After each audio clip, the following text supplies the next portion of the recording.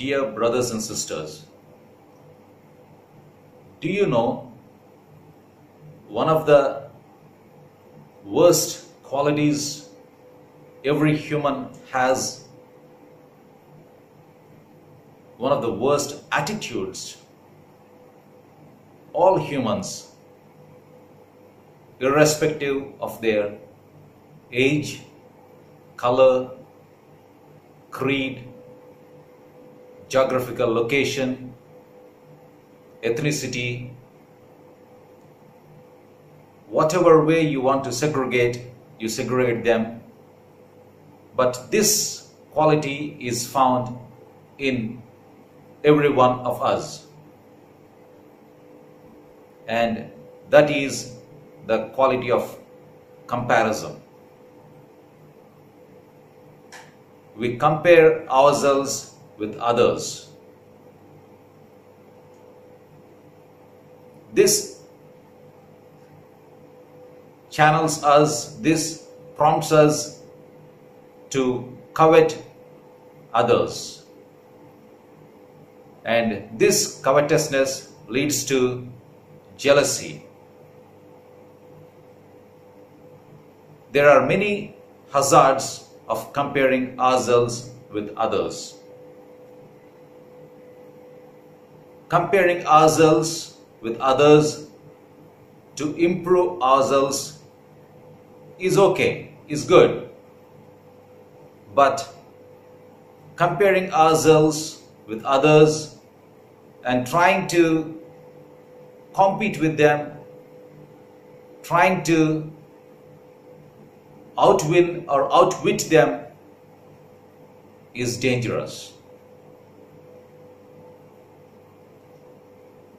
When we talk about comparison and the hazards of comparison, the first person or the first character who comes to my mind is Lucifer. This Lucifer was the archangel.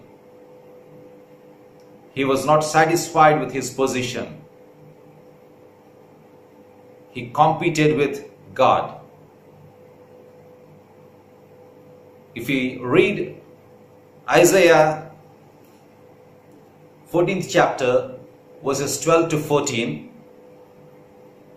Isaiah 14th chapter verses 12 to 14, we understand Lucifer was not content with his position.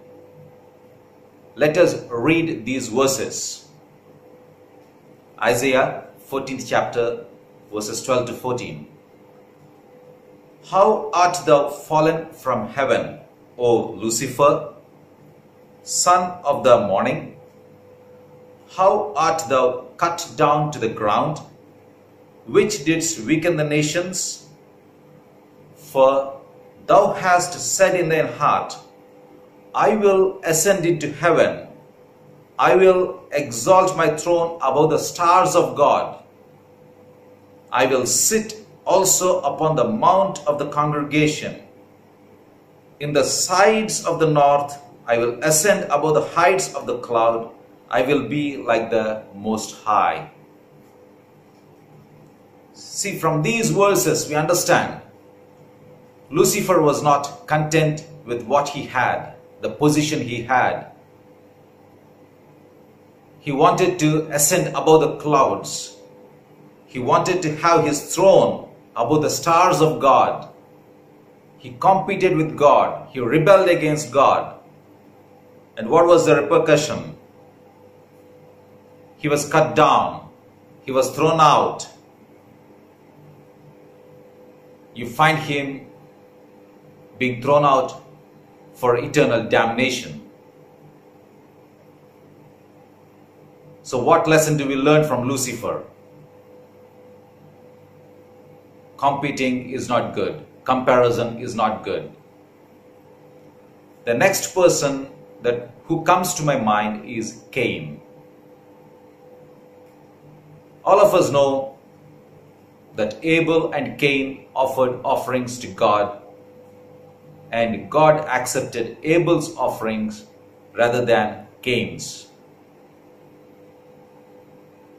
In my opinion, Abel and Cain might not have offered their offerings at the same time, at the same place, one beside the other.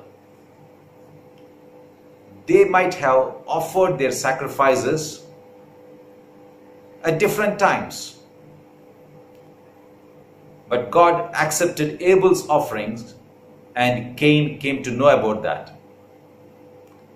Let us read Genesis 4th chapter verses 4 to 8.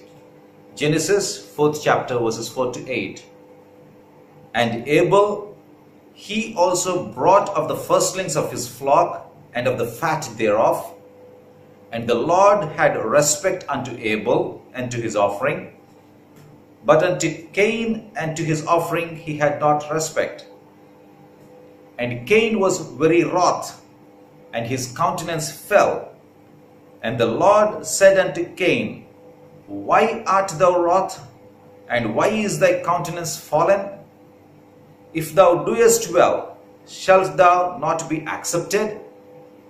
And if thou doest not well, sin lieth at the door, and unto thee shall be his desire, and thou shalt rule over him.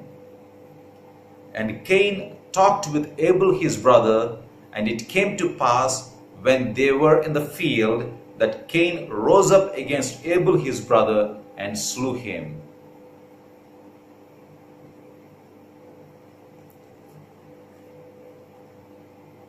When we read these verses, we understand that God would have accepted Cain's offering also, but Cain's attitude was not correct. Cain compared himself with Abel. He felt jealous. He coveted Abel's position. He coveted Abel's offering being accepted by God. What was the result? Comparison led to jealousy. Jealousy led to murder. Murder led to a curse. Let us read the same chapter, Genesis 4th chapter, verses 12 and 13. Genesis 4th chapter, verses 12 and 13.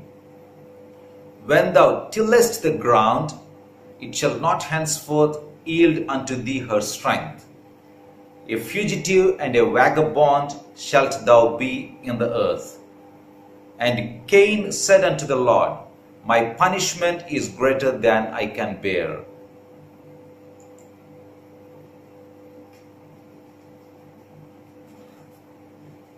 So this quality of comparison led to the first murder in human history and a curse which Cain could not bear.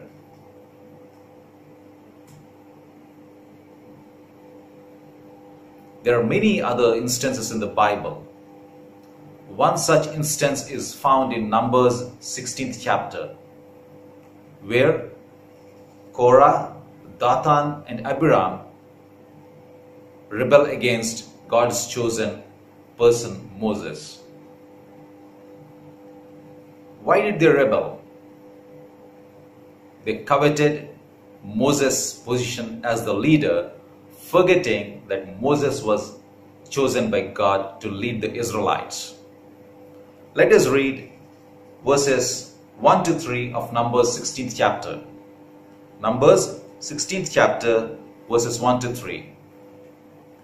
Now Korah, the son of Izhar, the son of Kohath, the son of Levi, and Dathan and Abiram, the sons of Eliab and On, the son of Peleth, sons of Reuben, took men, and they rose up before Moses with certain of the children of Israel, 250 princes of the assembly, famous in the congregation, men of renown, and they gathered themselves together against Moses and against Aaron, and said unto them, Ye take too much upon you, seeing all the congregation are holy, every one of them, and the Lord is among them. Wherefore then lift ye up yourselves above the congregation of the Lord.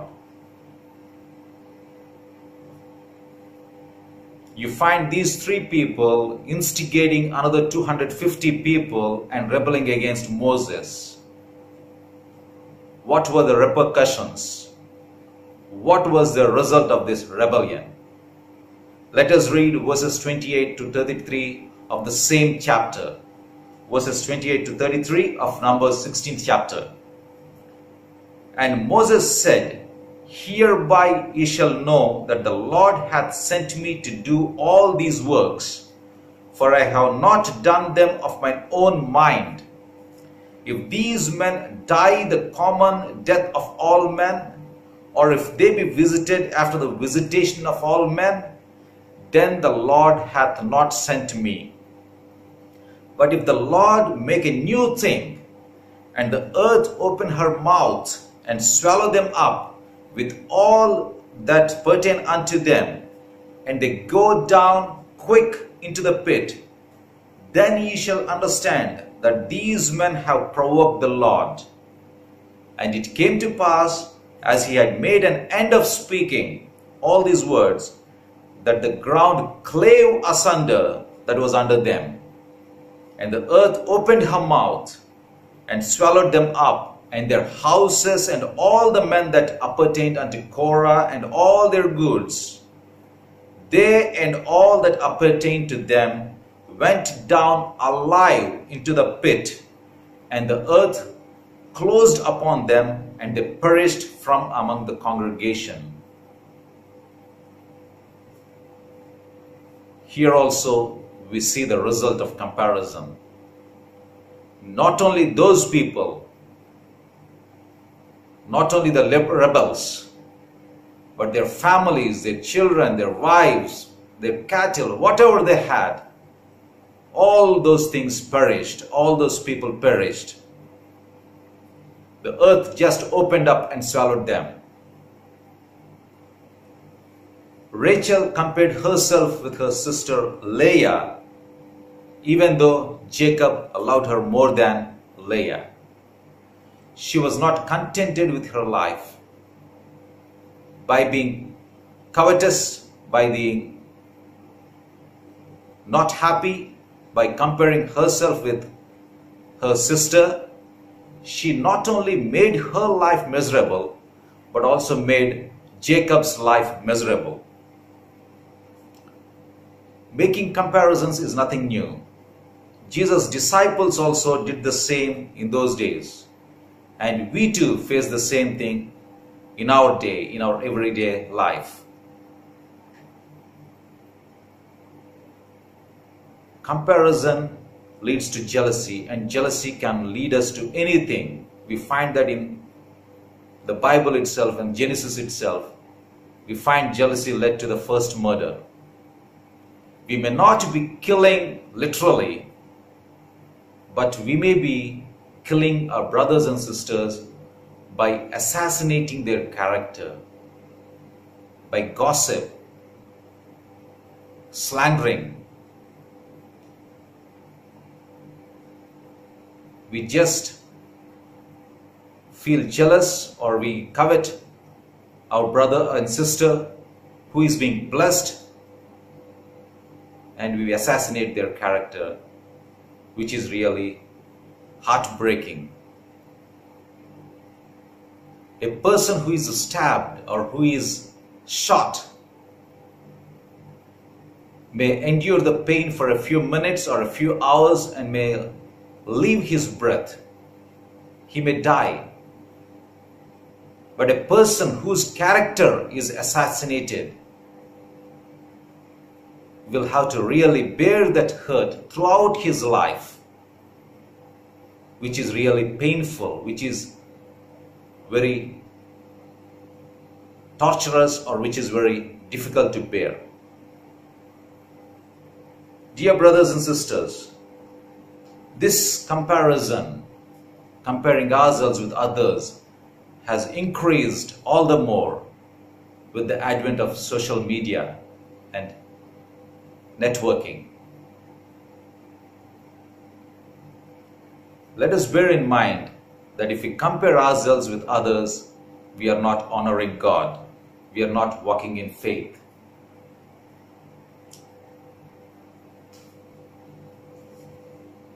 In the Ten Commandments, God categorically warns us not to covet others. Thou shalt not covet thy neighbor's house, thou shalt not covet thy neighbor's wife, nor his manservant, nor his maidservant, nor his ox, nor his ass, nor anything that is thy neighbor's.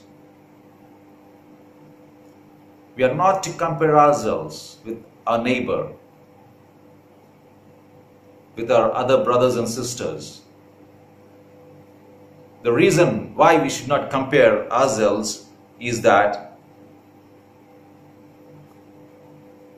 before He formed us in our mother's womb, He knew us. Jeremiah 1st chapter 5th verse says, before I formed you in the womb, I knew you. Before you were born, I set you apart.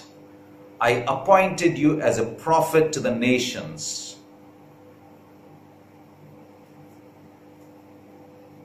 The psalmist in Psalm 139 verses 15 and 16 says, Psalm 139 verses 15 and 16, my frame was not hidden from you when I was made in the secret place, when I was woven together in the depths of the earth. Your eyes saw my unformed body. All the days ordained to me were written in your book before one of them came to be. You can understand from these verses that God has a specific purpose for each and every one of us. So by comparing ourselves with others, we are actually not moving in faith. We are not honoring God's purpose in our life. Even before we are formed in our mother's womb, God has anointed us. God has chosen us. God has put us apart. And when we do something which is against the word, when we compare ourselves with others, we're actually not honoring God. Let us read the second half of verse 16 of the Psalm 139. All the days ordained for me were written in your book before one of them came to be. When God has chosen you, when God has ordained you even before you came out of your mother's womb, has destined you to be great, why should you compare yourself with others? And as Paul says in Ephesians 6th chapter verses 10 to 18, Ephesians 6th chapter verses 10 to 18, we should just wear the full armor of God and protect ourselves from the wiles of the devil, Satan, which always instigates us, which always lies to us, which tries to deviate us from the Lord, take us away from the Lord, tempts us to compare ourselves with others. But by wearing the full armor of God, we can overcome the wiles of the devil. We can avoid the hazards of comparison and live a contented life. So brothers and sisters, let us walk in faith. Let us remember that we have been ordained, we have been destined, we have been selected, we have been chosen by God even before we were formed in our mother's womb, and not compare ourselves with others. May God bless you.